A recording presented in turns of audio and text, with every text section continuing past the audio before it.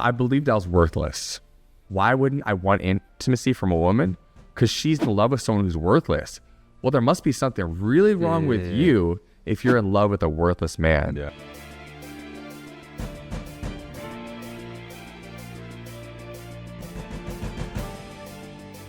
Guys, I am so excited to talk with today's guest, Brandon Epstein. He is the author of Program to Fail, and he is doing what I would love to be doing as well, which is coaching a lot of pro athletes, top executives. Well, I do coach a lot of executives and leaders, but I just love this guy's energy. He's super sharp. He understands the nervous system, the subconscious mind, and so much more, and how to get that unbelievable edge. So Brandon, welcome to the show, and I can't wait to connect. Mike, thank you for having me. And everyone, thank you for taking the time out to listen. We're going to provide a lot of value. You're going to walk away from this conversation a better man or woman. So let's get after it. Love it. Well, Brandon, first question is why did you title your book Program to Fail? I'm so curious about that. Why Program to Fail? Yeah, well, viscerally, I was programmed to fail. And when I had my awakening, which we can get to that story, it sounds like a very spiritual woo-woo thing, but really it's just like, Neo, with the red pill, the blue pill.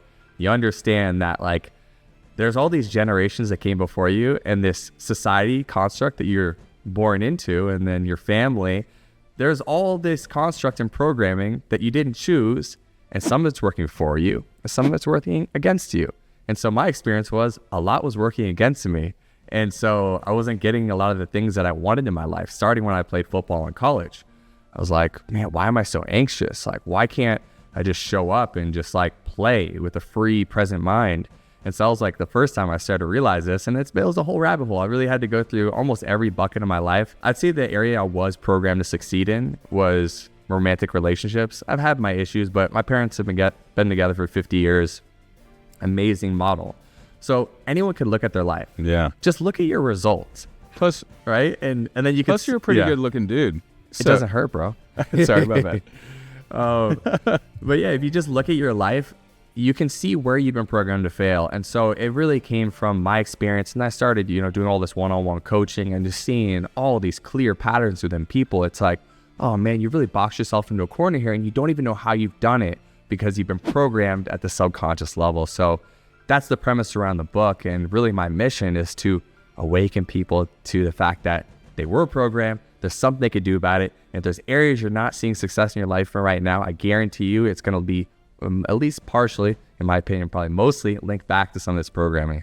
Yeah, I'm so with you, man. Our program is our operating system, and it's just running in the background. I'm curious, when did you first start embracing this idea that, hey, it's all about the programming? Was there a pivotal moment when you were a teenager where you're like, boom, this hit, because I didn't stumble on it until probably when I was 16, 17, 18. That's when I first started really learning about it. Wow. But I'm curious, when was it for you? Man. For me, I started going down this path of personal growth and discovery and learning some of these mental tools. I used to this day, when I was 18, like I talked about, I was riding the bench in my freshman year playing college football. And so I was looking for solutions, and I was able to connect with this dude. He's now my sensei, really funny guy, interesting character.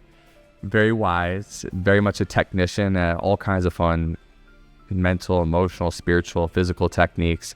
And so he started to introduce me to some of those techniques when I went to him when I was 18 years old. But I didn't really understand the programming aspect until about, I'd say 5 or 6 years ago. That's when I really was like, whoa, I had my matrix moment. I had my first experience with the Bufo Alvarius toad, which most people probably aren't familiar with. A few fringe people maybe.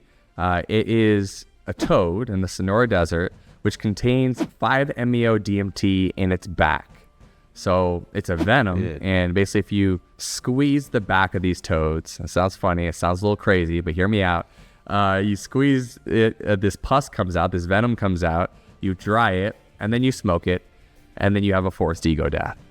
And so I had this experience. Why did I want to have this experience? Well, I think these things call to you, and they may sound funny to someone who's never had these types of experiences before, but I somehow knew intuitively that my ego, my construct, my identity of myself was too strong for me to be able to take the next step on my spiritual personal development journey. And so I was seeking something to break that, really.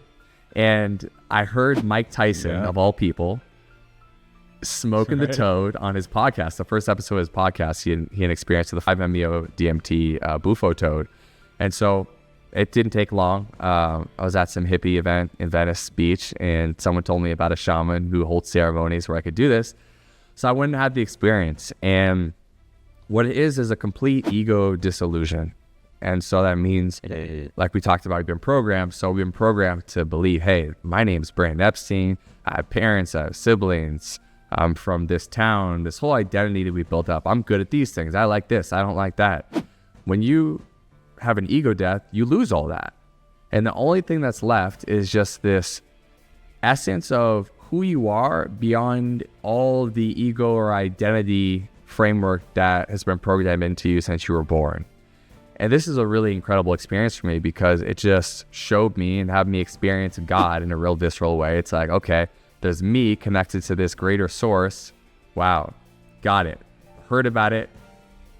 You know, a lot of religions talk about it. Now I feel it viscerally. I know it to be true. And so that was a beautiful experience to have because now I have something greater than myself to surrender to. And then when I came back from that experience, I came back into my identity, it became blatantly apparent all the pieces of programming that I still had that were causing me to suffer unnecessarily. And so it had been years since I worked with that sensei that I spoke about earlier. And I circled back to him. I said, hey man, like, whoa, I just had this crazy life experience. Now I'm seeing all this stuff bubbling up that causes me to suffer unnecessarily. And I believe it may be the reason why I haven't unlocked some of these other achievements and just ways of living and feeling in my life that I desire. And so he took me through a program that he has called the Inner Planet Cleanup, which is essentially going into the subconscious. And there's a lot of techniques that are used to do this. You know, it's energy work at its core, and uncovering what I believe to be true about myself, what I believe to be true about other people, what I believe to be true about the world, and then starting to dissect what do I believe about money and my body and all the things in my life that I surround myself. What are my beliefs and how are those beliefs deleting, distorting, and generalizing all the other data in my life that could lead to a better lived experience? So I went through that Inner Planet Cleanup. I started adding to this practice that he gave me, and I kind of made it my own, and I took myself through it. I did 6 months of deep dive reprogramming on myself. And then, of course, I was already a practitioner on this stuff, so I just started bringing it into my client work after I did the work on me. In the last 5 years or so, it's really come to the forefront of what I teach, and so I wrote the book about it, and I'm really passionate about giving these tools to people. Wow, love it. And so curious, what were the ways that you had to reprogram yourself from failure to success? Like, what were the core things that, man, this was my top 3 core issues? Well, I believed I was worthless. That was like a core belief that I have. And so you'll hear me talk about beliefs synonymously with programming, because beliefs are how we store this programming at the subconscious level. Like, I know you know this, but for your listeners who haven't heard you talk about it ad nauseum, our beliefs are how we store our programming. And so I uncovered, I believe I'm worthless. Okay. Well, now it became very apparent, like relationships that I maybe struggled with in the past, like, why wouldn't I want intimacy from a woman? Because she's in love with someone who's worthless. Well, there must be something really wrong with you if you're in love with a worthless man. Yeah. Ooh. Right. So that's like, cuts right to the deep. Right? Yeah, it's so good. And then there is just a lot that were more like specific to things in my life. Like, I started looking at like my money beliefs, and at the time I was running a fairly successful fitness company, but we never really got over the hump to like, not quite fuck you money, but like money where like I was very comfortable. And I was wondering like what that was. And I realized that I believe that money, lots of money goes for rich people, and then I'm not a rich person. So like my identity was just like, that's not you, bro. So you're not going to get there. Yeah. And I would stub my own toe and delete, distort, generalize opportunities to get there to maintain that identity that was programmed that you're not a rich person. And so literally did that reprogramming work. And that first year after that, we made over $1 million in the business. And so there's a lot of things that happen externally that led to that, but there's just a lot of things in my life that I just saw very clearly. I changed the programming, and then I had just different results in my life. Everything from feeling better about myself, feeling more peace, having a better relationship with my wife, to making more money, to just believing that I deserve to even do the work that I'm doing now, to be honest. You know, because just like you, ever since I uncovered this mental performance, this deeper inner work, I really wanted to bring it to athletes because that was my calling. But I just didn't believe I was worthy of it. You know, I don't have a doctorate. I'm not a sports psychologist, all these things, all the boxes I haven't checked. And then I just built the identity of believing I was worthy of it. And what do you know? Those clients started to show up for me. Boom. Pretty badass, dude. Well, I'm curious, now that you've done the work, how did you know that you've done the work?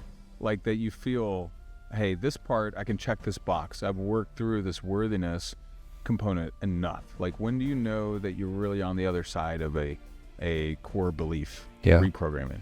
It's such a feeling thing for me personally. So it's a skill. And so when I first got started, it was clumsy. And now that I've done it so many times for myself and for other people, like I can do it like in seconds. Like something will come up inside my body and I actually feel it. So if it needs to be reprogrammed, it's because it's living in an emotion I don't want it to be in. So I might find it in my upper stomach, the third chakra area, for people who study like Eastern philosophy. And it's like, oh, there's fear there. Well, I'll ask myself, what am I believing to be true that make me feel afraid? And I'll feel it. I'll accept my way through it. I'll release it through these techniques I have, and then I'll reprogram it. And I can just feel it. I know it to be true. It happens very quickly. There's a lot of techniques that I give people in the book and my clients that aren't as familiar with this. And it takes maybe a little bit longer. But for me, it's like anything else. Like it happens quickly when you have so many repetitions. And I can feel it in my body. But that doesn't mean the work is done, period. Because as we try to strive for more, anyone who's ever like tried to level up in different areas of your life, there's going to be a new piece of programming that we didn't even know were there that meet us in that new place. It's like, oh, well, you've never done this before. And it's like, what? Because really, a lot of the programming is almost instinctual, evolutionary. Like, you're fine. You're doing fine. You're safe. Just stay where you are. Stay in that homeostasis. Just stay put. That's what the body wants, that homeostasis. Just stay where you are. So we have to, I've had to, and my clients, we have to continue to move through the resistance. Some of my friends like to call it the governor, right? Hey, you're going 100 miles per hour. You don't need it. It's dangerous. Don't go any faster than this. I want to go 120 though. Right? And so we have to push through that.